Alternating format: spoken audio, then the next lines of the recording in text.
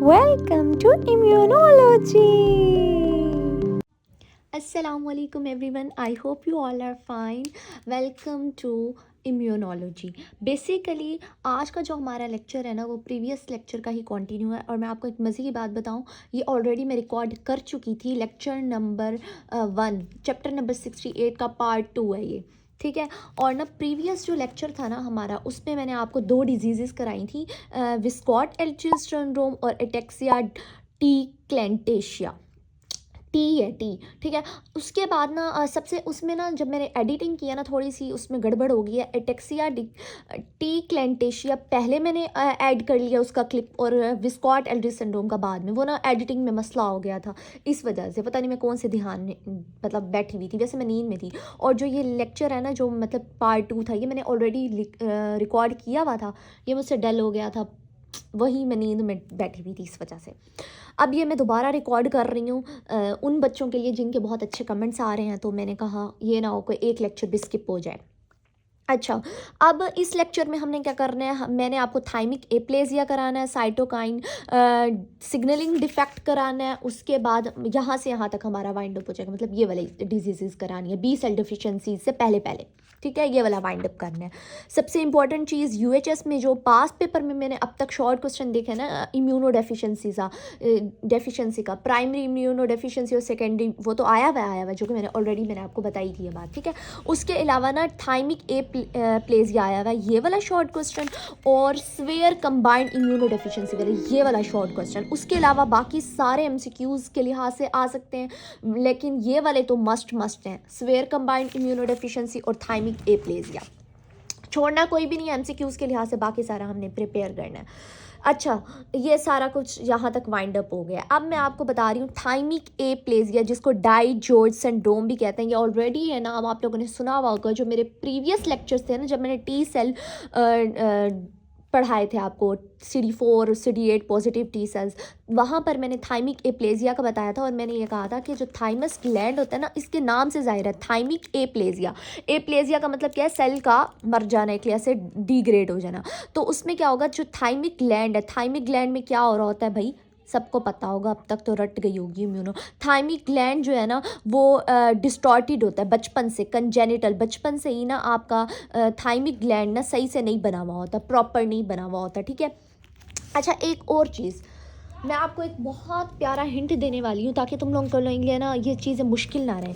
पहली बात ये कि आपने ये अब तक जितनी भी मैंने डेफिशिएंसी बताई है, लाइक विस्कॉट एल्ड्रिस सिंड्रोम हमने देखा, एटेक्सिया डी क्लेंटेशिया, इन दोनों में बी और टी दोनों सेल्स की डेफिशिएंसी, बी टी दोनों की डेफिशिएंसी थी, दोनों की, ठीक है। अब ये जो मैं आपको थाइमिक ए प्लेजिया करा रही हूँ, जिसमें क्या होगा, थाइमिक ग्लैंड जो है ना वो सही प्रॉपर नहीं बनेगा। जब थाइमिक ग्लैंड सही प्रॉपर नहीं बनेगा, जो टी सेल्स आएंगे, टी सेल्स CD4 CD8, तो वो मैच्योर नहीं होंगे। आपको पता है मैच्योरेशन कहाँ होती है, थाइमिक ग्लैंड में मैच्योर नहीं होंगे। जब मैच्योर होने का मतलब क्या होता है, उनके ऊपर जो CD4 CD8 उनके ऊपर TCR रिसेप्टर नहीं लगेगा। जब TCR रिसेप्टर ही नहीं लगेगा तो फंक्शनल ही नहीं है, तो मतलब कि टी सेल एक्टिवेट ही नहीं होंगे जब टी सेल्स के पास TCR रिसेप्टर ही नहीं है।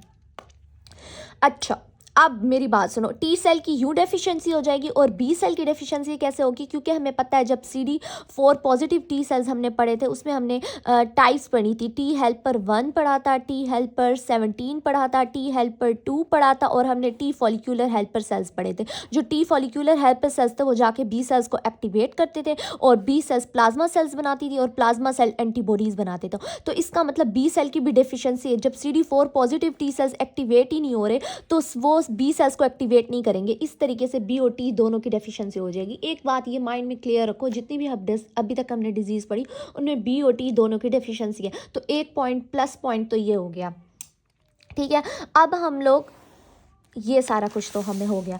अब अगर बुक से देखा जाए तो बुक वाले कहते हैं कि थाइमिक ग्लैंड, और साथ में आपको पता है जो थाइमिक ग्लैंड होता है वो गर्दन में प्रेजेंट होता है, आपकी नेक में, ठीक है। जो थाइमिक ग्लैंड है उसके साथ ही थायराइड ग्लैंड होता है, और थायराइड ग्लैंड में 4 ऐसे, ये थायराइड ग्लैंड है ना, थायराइड ग्लैंड में 4 पैराथायराइड ग्लैंड होते हैं। और पैराथायराइड ग्लैंड हमने कब, जब भी हम एंडो पढ़ते थे ना, तो हम उसमें ये बात पढ़ते, जो पैराथायराइड ग्लैंड है ना, आप लोग लिखो मत, मैं तुम लोग को एक मज़े की बात बताऊं, तुम लोग को खुद ब खुद याद हो जाएगा जब तुम लोगों का कंसेप्ट बिल्डअप होता है ना। लाइक मैं अब तक जितनी भी इम्यूनो पढ़ा रही हूँ वो प्रीवियस लेक्चर से लिंक कर करके, तो अब तक तो याद हो जाती हैं चीज़ें।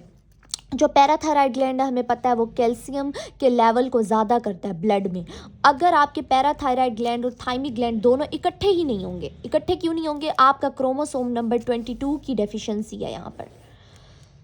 एक चीज़, जब भी डिज़ीज़ याद करोगे, एक डिज़ीज़ का नाम याद करना और दूसरा उसमें ना किसकी वजह से हो रहा है। अब ना पीछे से लेकर चलो, विस्कॉट एल्ड्रिच सिंड्रोम जब हमने पढ़ा था मैंने कहा था इसमें वॉज जीन की डेफिशिएंसी है, और वॉज जीन किस पे था, एक्स क्रोमोसोम। फिर मैंने एटेक्सिया डिग्लेंटेशिया, इसमें मैंने आपको ये बात कही थी कि इसमें किस चीज़ का म्यूटेशन आ गया। म्यूटेशन को छोड़ा, इसमें हमने क्रोमोसोम की बात नहीं की थी, किस क्रोमोसोम में, बस ये कहा था कि हमारे पास ना IgA डेफिशिएंसी होती है, इसमें हमने क्रोमोसोम की बात नहीं की थी, ठीक है। लेकिन अब थाइमिक एप्लेजिया में क्रोमोसोम की बात है। क्रोमोसोम नंबर 22 की डिलीशन की वजह से आपका थाइमिक ग्लैंड और पैराथायराइड ग्लैंड डेवलप नहीं होगा प्रॉपरली, जिसकी वजह से जब थाइमिक ग्लैंड ही डेवलप नहीं होगा वो अपना फंक्शन परफॉर्म नहीं करेगा, और पैराथायराइड ग्लैंड जब जो है ना डेवलप नहीं करेगा तो वो भी अपना फंक्शन परफॉर्म नहीं करेगा। उसकी वजह से सिम्टम्स क्या आएंगे, T सेल और B सेल की डेफिशिएंसी हो जाएगी थाइमस ग्लैंड की वजह से, और पैराथायराइड ग्लैंड की वजह से हाइपोकैल्शियम हो जाएगा, मतलब ब्लड में कैल्शियम का लेवल लो हो जाएगा। सिंपल इज दैट, यही कुछ करना है। तुम लोगों ने पहले नाम को देखना है, नाम को देखने के बाद फिर ये देखना है कि ये डिजीज़ किस क्रोमोसोम की वजह से नहीं है। अब ये क्रोमोसोम एक्स पर एक जीन होता था वॉज जीन, उसकी वजह से डेफिशिएंसी हो रही थी, ठीक है। एटेक्सिया डिग्लेंटेशिया में ए से नाम याद कराया था, IgA की डेफिशिएंसी हो रही थी। और कौन से जीन्स में म्यूटेशन आ रही थी, वो जीन्स जो कि हमारे पास ऑटोसोमल रिसेसिव है, ये बताया, क्रोमोसोम नंबर नहीं बताया, बस ये याद रखने वाली, ये क्रोमोसोम नंबर 22 में हो रहा है। सिंपल इज दैट, इतनी सी बात याद रखनी है। अच्छा, आगे वो क्या कहते हैं, वो कहते हैं कि ना इसका आपने ट्रीटमेंट क्या होगा, थाइमिक ट्रांसप्लांट करा लो। ये ना भी याद कर लो, इतनी बड़ी बात नहीं है, ना भी लिखो, शॉर्ट क्वेश्चन में बस 2-3 बातें लिखो, that is more than enough, ठीक है।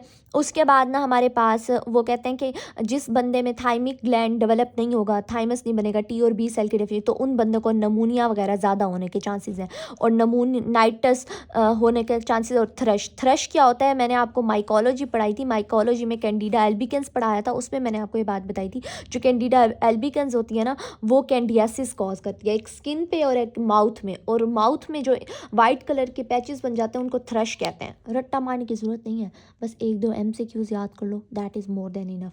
इससे ज़्यादा डिजीज़ को ज़्यादा वो ना करना, ग्रिप आउट ना करना।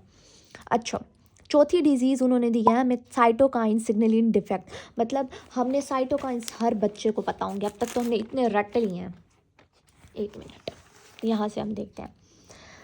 अब मुझे एक बात बताओ, जिसने मेरा T सेल वाला लेक्चर दिया हुआ है उसको पता होगा साइटोकाइन सिग्नलिंग। अब मैं तुम लोग को सारी इम्यूनो जो है ना रिवाइज करा रही हूँ। डिफेक्ट, वो कहते हैं कि ना साइटोकाइन सिग्नलिंग के मतलब साइटोकाइंस में ना मसला आ रहा है, साइटोकाइंस कहीं पर रिलीज़ नहीं हो रहे। वो कौन कौन से, उन्होंने हमें 3 टाइप्स बताई हैं। एक जगह वो कहते हैं इंटरल्यूकिन 17 का मसला है और उसके रिसेप्टर का मसला है। फिर वो कहते हैं बल्कि मैं तरतीब से तुम लोगों को याद कराऊँ, तरतीब ख़राब नहीं करते, रुक जाओ। बुक की तरतीब नहीं, जो मेरी तरतीब है ना उससे। इंटरल्यूकिन 12 का मसला है, वो कहते हैं एक जगह मतलब वो रिलीज़ नहीं हो रहा। फिर वो कहते हैं इंटरल्यूकिन 17 रिलीज़ नहीं हो रहा और उसके रिसेप्टर भी नहीं बन रहा, उसका मसला है। फिर वो कहते हैं कि हमारे पास इंटरल्यूकिन 1, 6 और 23 का मसला हो रहा है। 3 बातें उन्होंने की हैं, ज़रा इसको हाईलाइट करना अपनी बुक से। यह देखो, पिंक से मैंने ये बात की हुई है। एक मिनट, ये रहा, वेट अ मिनट, कैमरा साफ़ है। अच्छा, अब मैंने कैमरा साफ़ कर लिया। अब ना ज़रा पिंक कलर से ना मैंने कलरफुल कर दिया। साइटोकाइंस में ना 3 टाइप्स की वो बता रहे हैं डेफिशिएंसी। अब ये ना तुम लोग को MCQs में आ सकता है। वो कहते हैं कि अगर इंटरल्यूकिन 12 से पढ़ते हैं, इंटरल्यूकिन 12 और गैमा इंटरफेरॉन के ना रिसेप्टर या इसका मसला है, इनकी साइटोकाइंस का मसला, मतलब ये साइटोकाइंस रिलीज़ नहीं हो रहे, तो उस बंदे को कौन सी डिजीज़ होने के चांसेस हैं। ये क्वेश्चन, ये एमसीक्यूज आ सकता है, कौन से बैक्टीरिया होने के चांसेस हैं। फिर वो दूसरी टाइप में उन्होंने बताया इंटरल्यूकिन 17 और उसके रिसेप्टर का अगर मसला है तो कौन सी डिजीज़ होने के चांसेस ज़्यादा है और उस डिजीज़ का नाम क्या है। तो एमसीक्यूज के लिहाज से तो आप स्किप नहीं कर सकते ना इसको। अब बेशक शॉर्ट क्वेश्चन नहीं आता इधर से, लेकिन आप एमसीक्यूज के लिहाज से स्किप नहीं कर सकते। ठीक है, एक ये टाइप दे दी, तरतीब से चलना। इंटरल्यूकिन 12 को 1 कर दो, इसको इंटरल्यूकिन 17 और उसके रिसेप्टर को 2 कर दो। ठीक है, अब मैं पीछे आगे जा रही हूँ। ठीक है, अब तीसरी में वो टाइप्स वो बता रहे हैं कि इंटरल्यूकिन 23, 6 और 21 का मसला है। अब मैं तुम लोगों को तरतीब ख़राब नहीं करूँगी, यहाँ से यहाँ तक हमारा डन हो जाएगा। ठीक है, अभी मैं चलती हूँ तुम लोगों को कहाँ करा रही हूँ, बुक रजिस्टर। अब मैं प्रीवियस लेक्चर ना तुम लोगों को याद कराने वाली हूँ। वेट अ मिनट, कैमरे को सेट करते हैं। ये हो गया डन। अच्छा, अब मुझे एक बात बताओ, किस किस बच्चे को वो वाली टी, हमने जब टी सेल पढ़े थे और मैंने साइटोकाइन्स का बताया था, मैंने कहा था CD, एक मिनट ये हटा दूँ मैं, यहाँ लिख दूँ। अच्छा, जब हमने टी सेल पढ़े थे, हमने कहा था टी सेल पढ़ा हुआ होता है CD4 पॉजिटिव टी सेल्स। वो डिफ्रेंशिएट होता है 3 टाइप्स में, टी हेल्पर 1 में, टी हेल्पर 17 में और टी हेल्पर 2 में। ठीक है, ये चीज़। अब ना हमारे पास साइटोकाइन्स रिलीज़ होते हैं। साइटोकाइन्स मैक्रोफेजेस और डेंड्रिटिक सेल जब आते हैं ना, वो पहले साइटोकाइन्स रिलीज़ करते हैं। मैंने आपको कहा था साइटोकाइन्स आते हैं और वो बताते हैं कि CD4 तुम इस टाइम टी हेल्पर में कन्वर्ट हो जाओ, CD4 तुम इस टाइम टी हेल्पर 17 में कन्वर्ट हो जाओ, CD4 टी सेल तुम इस टाइम टी हेल्पर 2 में कन्वर्ट हो जाओ। वो साइटोकाइन्स रिलीज़ करते हैं।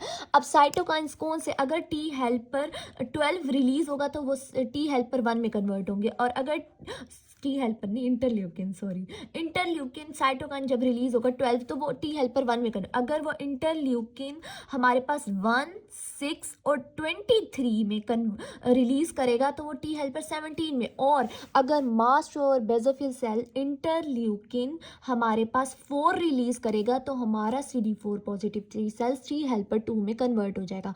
अगर किसी बच्चे को याद नहीं है, जाके मेरा लेक्चर टी सेल्स वाला ले लो, जो मैंने टी सेल का चैप्टर पढ़ाया था, वहाँ पर मैंने ये टेबल बताई थी और मैंने आपको याद भी कराई थी। वेट अ मिनट, मैं वो टेबल भी तुम लोग को दिखा देती हूँ, 1 मिनट, मैं ओपन कर रही हूँ। गाइस, ये है वो टेबल जो मैंने आपको बताई थी। मैंने कहा था जब साइटोकाइन रिलीज़ करेगा इंटरल्यूकिन 12 तो टी हेल्पर 1 में कन्वर्ट हो जाएगा, साइटोकाइन रिलीज़ करेगा इंटरल्यूकिन 4 तो टी हेल्पर 2 में कन्वर्ट हो जाएगा, साइटोकाइन रिलीज़ होगा इंटरल्यूकिन 1, 6 या 23 तो टी हेल्पर 17 में कन्वर्ट होगा। यहीं से उन्होंने डिजीज़ के नाम बताए हैं कि अगर इंटरल्यूकिन 12 की डेफिशिएंसी होगी तो उस बंदे को कौन सी डिजीज़ होगी। फिर वो कहते हैं अगर इंटरल्यूकिन हमारे पास 17 को रिलीज़ करता था, ये टी हेल्पर 17 और उसके रिसेप्टर की रिलीज़ होगी, कमी होगी, तब कौन सी डेफिशिएंसी और होगी। और आगे से उन्होंने एक और एग्जांपल दी हुई है, अगर इंटरल्यूकिन 23, 1 और 22 की डेफिशिएंसी होगी, यहीं से है वो डिजीज़। तो इसलिए मैंने आपको कहा है पहले मैं ये रिवाइज करा लूँ, जब आपको ये चीज़ें याद होंगी तो ही डिजीज़ याद होंगी।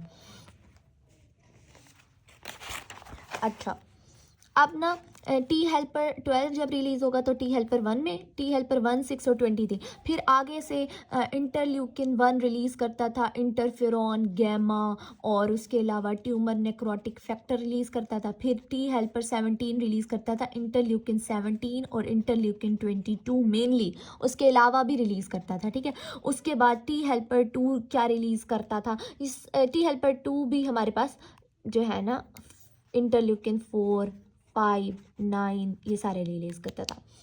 अब उन्होंने हमें एक डेफिशिएंसी बताई है कि अगर इंटरल्यूकिन 12 की डेफिशिएंसी होगी तो उस बंदे को ना क्या होगा, उसको टीबी होने के चांसेस ज़्यादा हैं।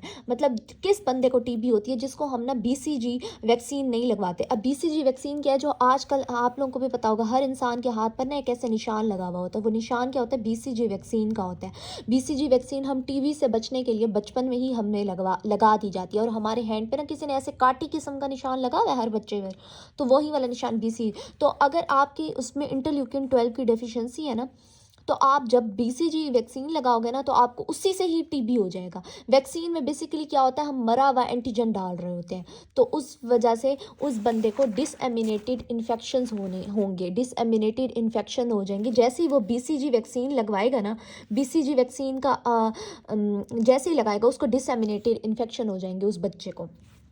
अच्छा, अब इंटरल्यूकिन 17 की बात आती है। अगर इंटरल्यूकिन 17 कौन रिलीज़ करता था? टी हेल्पर 17 रिलीज़ करता था फॉर द इंटरल्यूकिन 17। अगर इंटरल्यूकिन 17 की डेफिशिएंसी होगी ना, तो उस बंदे को क्रॉनिक म्यूकोक्यूटेनियस कैंडिडियासिस होगा, ये डिजीज़ होगी। अब ये डिजीज़ आपके पास एमसीक्यूज आ सकता है कि क्रॉनिक म्यूकोक्यूटेनियस कैंडिडियासिस मतलब कैंडिडा एल्बिकन्स जो है ना, ये डिजीज़ करती है। तो स्किन और म्यूकस पे कैंडिडा बन जाते हैं। तो किस बंदे को ये वाली डिजीज़ होने के चांसेस ज़्यादा है? ऑप्शन ए आएगा टी हेल्पर जो इंटरल्यूकिन 12 की डेफिशिएंसी से, इंटरल्यूकिन 17 की डेफिशिएंसी से, या इंटरल्यूकिन 1 की डेफिशिएंसी वो देंगे। आप कहोगे, आपको याद होगा ना जब ये तो इंटरल्यूकिन 17 ही बनाता था, तो इंटरल्यूकिन 17 और उसके रिसेप्टर की डेफिशिएंसी की वजह से क्या कौन सी डिजीज़ होगी? क्रॉनिक म्यूकोक्यूटेनियस कैंडिडियासिस, जो कैंडिडा एल्बिकन्स की वजह से होती है। और अगर टी हेल्पर 12 नहीं होगा, उस बंदे में डेफिशिएंसी होगी, तो उस बंदे को बीसीजी की वजह से डिसएमिनेटेड इन्फेक्शंस होंगे। हम जैसे ही उस बंदे को वैक्सीन लगाएंगे, उस बच्चे को। Simple is that. अब अगली डिजीज़ उन्होंने बताई है, नेक्स्ट मैं ओपन कर, ये सबसे इंपॉर्टेंट है, ये आई हुई है यूएचएस का शॉर्ट क्वेश्चन में आया हुआ है। हाइपर आईजीई सिंड्रोम बना दो और जॉब्स सिंड्रोम, ये यूएचएस की मोस्ट फेवरेट, ये यूएचएस का शॉर्ट क्वेश्चन आया हुआ है, ठीक है। अच्छा, इसमें क्या होता है? वो कहते हैं कि इंटरल्यूकिन 23, 6 और 21 की मसला है। देखो, इंटरल्यूकिन 6 और 23 इसकी डेफिशिएंसी है। इंटरल्यूकिन 6, 23 और 21 जो है ना, टी हेल्पर 17, 21 भी बनाता है साथ में, ये वाले मेनली 17 और 22 और 21 भी बनाता है। ये बात मैंने आपको बताई हुई है, मैं टेबल से भी दिखाती हूँ तुम लोगों को। दोबारा से वो टेबल ओपनिंग करने की पड़ेगी, मैं कैमरा 1 मिनट ऑफ कर लूँ। ये है वो डायग्राम। इस पर मैंने आप लोगों को बताया था, जो टी हेल्पर 17 है वो टी हेल्पर 17 और 22 भी रिलीज़ करता है, साथ में 6 दोबारा से खुद रिलीज़ करता है, 1 भी करता है, 23 भी करता है, और साथ में 21। ये 21 उसी की डेफिशिएंसी बताई हुई है। वो कहते हैं अगर इंटरल्यूकिन 6, 23 और 21 की डेफिशिएंसी होगी, तो उस बंदे को कौन सी डिजीज़ होगी? उस बंदे को हाइपर आईजीई सिंड्रोम, जिसको जॉब सिंड्रोम भी कहते हैं, हाइपर आईजीई सिंड्रोम हो जाएगा, और जॉब सिंड्रोम। इसमें होगा क्या? इसमें बेसिकली उस बंदे को इंटरल्यूकिन 6 की, 23 और 21 की डेफिशिएंसी है। यहाँ से उन्होंने डेफिशिएंसी निकाल के दी है।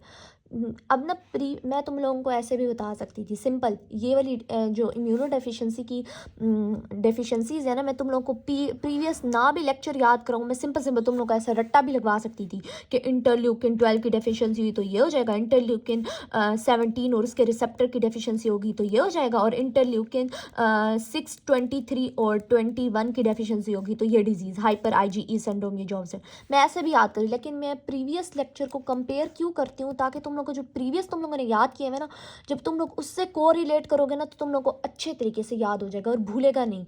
इस वजह से मैं कोशिश करती हूँ कि मैं खुद कंपेयर करके याद करा दूँ। अच्छा, अगर उस बंदे में ये डेफिशिएंसी होगी तो हाइपर आईजीई सिंड्रोम का मतलब क्या है? उस बंदे में आईजीई जो एंटीबॉडीज़ हैं वो ज़्यादा हो जाती हैं। और आईजीई एंटीबॉडीज़ किस हाइपर सेंसिटिव में ज़्यादा होती थी? अगर आप लोगों को एमसीक्यूज़ हाइपर सेंसिटिव 1 में हमारे आईजीई जो है ना ज़्यादा हो जाती थी, एमसीक्यूज़ आता था हमारा। तो ये चीज़ आपको समझ आ जानी चाहिए। और ये किसकी ट्रांसक्रिप्शन फैक्टर कौन सा होता है? STAT3।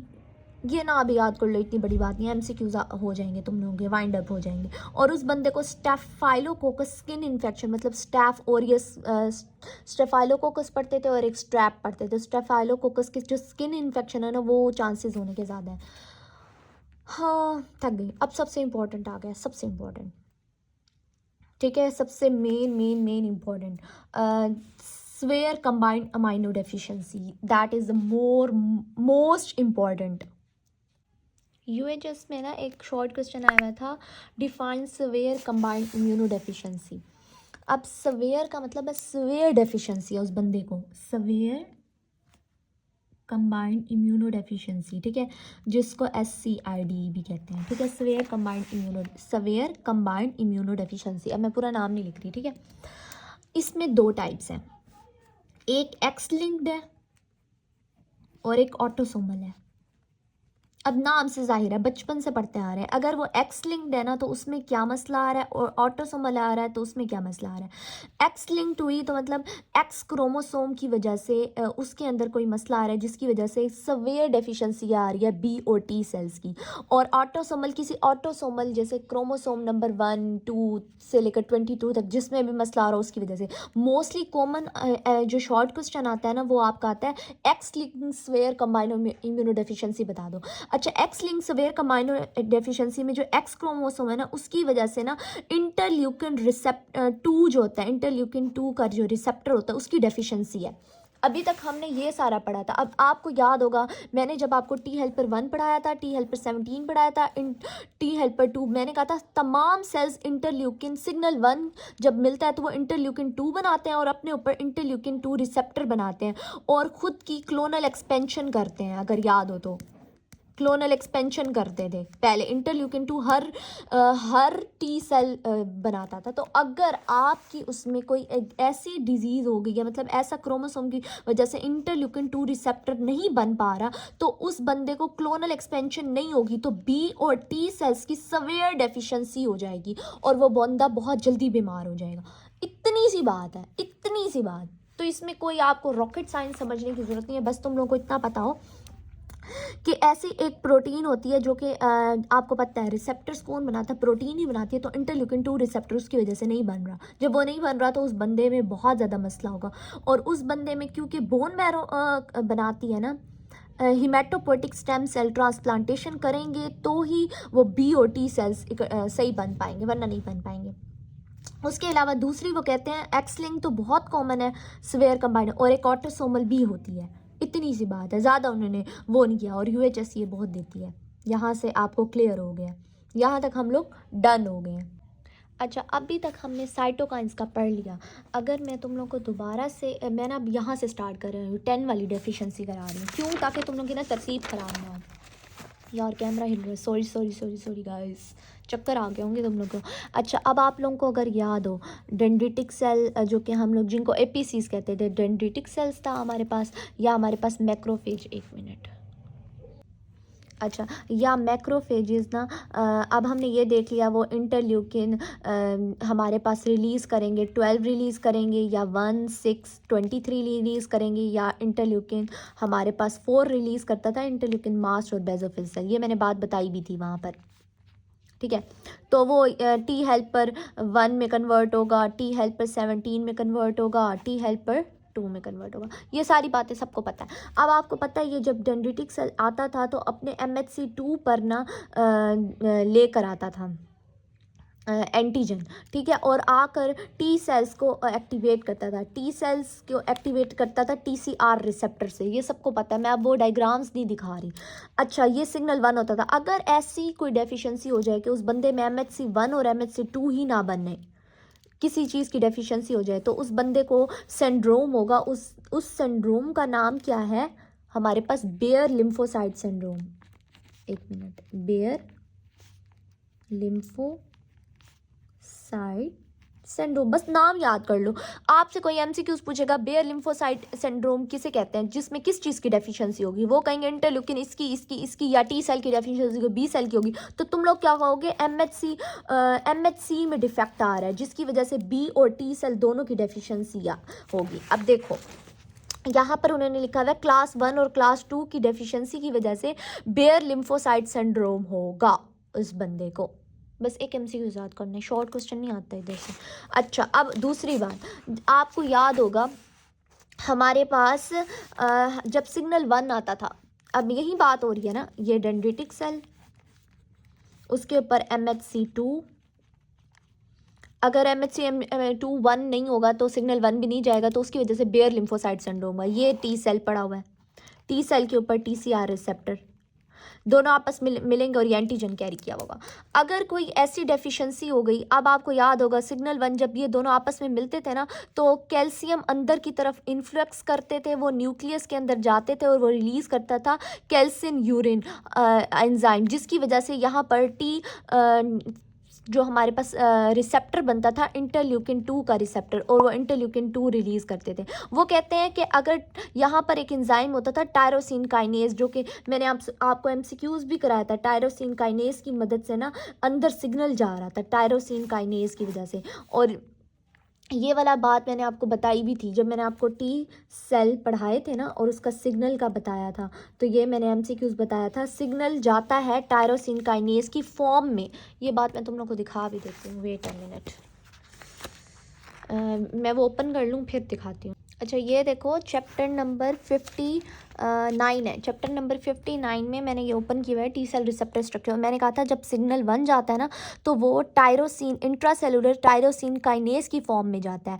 अब इसमें इंट्रासेलुलर टायरोसिन काइनेज क्या होता है बेसिकली, मैंने कहा था कि जो हमने टी सेल रिसेप्टर जब मैंने दिखाया था तो नीचे CD3 प्रोटीन लगी होती थी और उसकी मदद से सिग्नल अंदर जा रहा था, तो उस चीज़ को कह रहे हैं। और अगर वो कहते हैं, अब यहाँ से उन्होंने कहा है कि अगर उस बंदे में टायरोसिन काइनेज, जिसको हम ZAP70, यहाँ से एमसीक्यूज आ सकते हैं, ZAP70 भी कहते हैं, तो अगर डेफिशिएंसी हो गई तो भाई ये भी मसला हो सकता है, उसमें भी बी और टी सेल दोनों की डेफिशिएंसी होगी, ठीक है, क्योंकि सिग्नल अंदर नहीं जा रहा। फिर वो कहते हैं एक और काइनेज होता है जेनस काइनेज 3, उसकी वजह से भी सिग्नल 1, हालांकि हमारी बुक ने सिर्फ टायरोसिन काइनेज की बात की है, लेकिन यहाँ पर वो कहते हैं एक और भी काइनेज होता है जिसकी वजह से सिग्नल अंदर जा रहा होता है। अगर उसकी डेफिशिएंसी हुई तो जेनस काइनेज 3 होगा। यहाँ पर भी बी और टी सेल्स की डेफिशिएंसी, ये शॉर्ट क्वेश्चन में नहीं आते, ये सिर्फ एक एक लाइन के उन्होंने लिखा है, एमसीक्यूज दे सकते हैं, that is more than enough, इससे ज़्यादा कुछ नहीं बताता। अब रैग 1 और रैग 2 याद है, जब मैंने आप लोग जिनको रिकॉम्बिनेज एंजाइम भी कहते थे, और मैंने तुम लोग को कहा था जब TCR रिसेप्टर बन रहा होता था, TCR रिसेप्टर जीन से बनता था, किन जीन से, उन जीन्स को सेपरेट करने के लिए रैग 1 और रैग 2 की डेफिशिएंसी होती थी। तो अगर उन एंजाइम की डेफिशिएंसी, नज़र ही नहीं आ रहा, दोबारा बता देती हूँ, हमने TCR रिसेप्टर पढ़ा था और उसमें हमने अल्फ़ा चेन और बीटा चेन पढ़ी होती थी, और हम कहते थे हैवी और लाइट चेन पढ़ते थे, ठीक है। हमने TCR रिसेप्टर अल्फ़ा और बीटा चेन पढ़ी थी, और हमने उसमें इन जीन्स पढ़ते थे, हम कहते थे वो आपस में जब कट होते थे ना तो रैग 1 और रैग 2 एंजाइम की वजह, अगर इन एंजाइम की डेफिशिएंसी है ना तब भी TCR रिसेप्टर नहीं बन पाएगा, जब ये नहीं बनेगा तो T और B सेल्स की डेफिशिएंसी हो जाएगी। तो बेसिकली ये एक एक लाइन के हैं, मैं तुम लोगों को सिर्फ सिंपल ये बात बता रही हूँ कि अभी तक हमने जितनी भी पढ़ी उनमें B और T दोनों की डेफिशिएंसी हो रही है, एक बात। दूसरी बात, सिर्फ थाइमिक एप्लेसिया और स्वेयर कंबाइंड इम्यूनो डेफिशिएंसी, ये दोनों जो है ना, और हाइपर IgE सिंड्रोम वाला जिसको जॉब सिंड्रोम, इन दोनों के ये शॉर्ट क्वेश्चन आ सकता है। उसके अलावा आपने MCQs के लिहाज से प्रिपेयर करना है, और आपने प्रिपेयर क्या करना है, आपको MCQs बस याद हो कि इसमें ये हो रहा है, इसमें ये हो रहा है, सिंपल इज़ दैट। अगर क्लास 1 और क्लास 2 की डेफिशिएंसी होगी ना, इनकी प्रोटीन्स नहीं बन रही, तो फिर उस बंदे को बेयर लिम्फोसाइट सिंड्रोम, इतना सा याद रखना है। असल चीज़ अब होगी B सेल डेफिशिएंसी। जब मैं आपको B सेल डेफिशिएंसी कराऊंगी ना तब आपको ज़्यादा मेनली क्लियर हो जाएगा भाई कि इसमें से B सेल की डेफिशिएंसी हो रही है, इनमें T और B दोनों की डेफिशिएंसी, इनमें से B सेल की डेफिशिएंसी हो रही है। फिर अगला पढ़ाएंगे सिर्फ उसमें कॉम्प्लीमेंट सिस्टम की डेफिशिएंसी हो रही है, अगला पढ़ेंगे जिसमें सिर्फ फेगोसाइट की डेफिशिएंसी हो रही है। सिंपल, इतना ज़्यादा सर पे ना सवार करना डिजीज़ को, सिर्फ कंसेप्ट लेना और MCQs के लिहाज से प्रिपेयर करना, that is more than enough for you. और उम्मीद करती हूँ आप सबको इम्यूनो के लेक्चर पसंद आ रहे होंगे, पसंद आ रहे हो तो भी बता देना, और जिन बच्चों ने अच्छे अच्छे प्यारे प्यारे कमेंट्स किए हुए थे उनके लिए ये दिल, thank you so much. Like करना, शेयर करना, कमेंट करना, और एक और लास्ट चीज़, मेरे लिए दुआ करना। मैंने इतना मतलब मुश्किल में हूँ, और सब बच्चे मुझे कह रहे थे कि साइटोकाइन वाला लेक्चर ना रिकॉर्ड कर दें। यकीन करो मेरी तबीयत इतनी ख़राब है कि मैं ये लेक्चर भी बहुत मुश्किल से प्रिपेयर करी, और मैंने 3 दिन बाद बुक ओपन की है, यकीन करोगे 3 दिन बाद, तो मैं बहुत मुश्किल से रिकॉर्ड कर रही हूँ। एक डिज़ीज़ है, मुझे ऐसे समझ लो, मैं उससे गुज़र रही हूँ, तो बहुत ज़्यादा मेरी तबीयत अपसेट है। तो मैं दुआ करना मेरे लिए, अगर तुम लोगों को इम्यूनो के लेक्चर पसंद आ रहे हो ना, तो कि अल्लाह ताला बुशरा फ़याज़ की ज़िंदगी में जो प्रॉब्लम्स है ना, लाइक जो आजमाइश है सबसे बड़ी जिससे वो निकलना चाहती है, वो निकल जाए, बस इतना सा कर देना, इतनी सी दुआ कर देना। और तुम लोग एक मज़े की चीज़ दिखाऊँ, मैंने ये बनाया आनिया लव फ़याज़, मेरे यूट्यूब चैनल का नाम आनिया से है ना, तो मैंने ए बनाया और एफ बनाया और साथ में दिल, और ये दिल उन सब के लिए जिन्होंने लाइक किया और मेरी चैनल को सब्सक्राइब किया। बाय बाय, अल्लाह हाफिज़, टेक केयर।